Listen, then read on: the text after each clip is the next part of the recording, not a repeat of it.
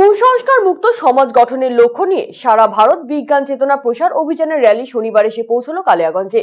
এই উপলক্ষে স্কুল ছাত্রছাত্রীদের নিয়ে শহরের সুকান্ত মোড় থেকে সচেতনতা শিবির অনুষ্ঠিত হয়। পশ্চিমবঙ্গ বিজ্ঞান মঞ্চের জেলা সহ সভাপতি তথা কালিয়াগঞ্জ কলেজের অধ্যক্ষ ডক্টর পীযূষ কুমার দাস, জেলা সম্পাদক ডক্টর পার্থপ্রতিম ভদ্র প্রমুখ উপস্থিত ছিলেন এদিনের কর্মসূচিতে। মালদা থেকে শুরু হয়ে এই র্যালি দিনাজপুরের বিভিন্ন প্রান্ত ঘুরে সোমবার বিকেলে চোপড়া দিয়ে এই র্যালি দার্জিলিং জেলায় প্রবেশ করবে।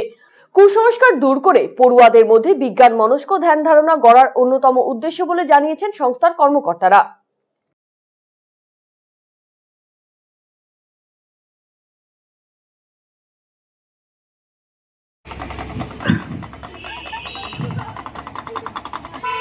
দাদা, মোবাইলের যুগ, সবার বাড়িতে, সবার হাতে মোবাইল, বাড়িতে টিভি।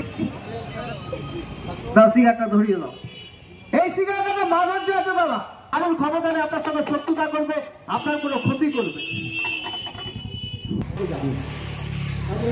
শিক্ষাকে সংকট ছেড়ে দেওয়া হয়েছে।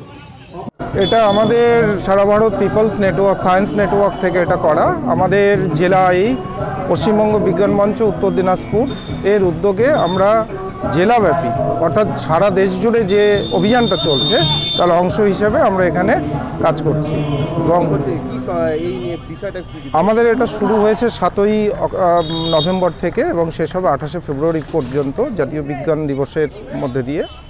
আর আমাদের এই যে অভিযান, এটা মূলত আমাদের জীবন জীবিকার উপরে কুসংস্কার এবং যুক্তির প্রসারের লক্ষ্যে এবং জমি এবং জলভূমি এবং বিদ্যুতের অধিকার নিয়ে মানুষ যেভাবে বঞ্চিত হচ্ছে, পরিবেশ যেভাবে লুণ্ঠিত হচ্ছে, সমাজের ভুল বার্তাগুলো, কুসংস্কারগুলো যেভাবে চেপে বসছে, সেগুলো থেকে অব্যাহতি পাওয়ার লক্ষ্যে আমরা এই প্রচার অভিযান করছি।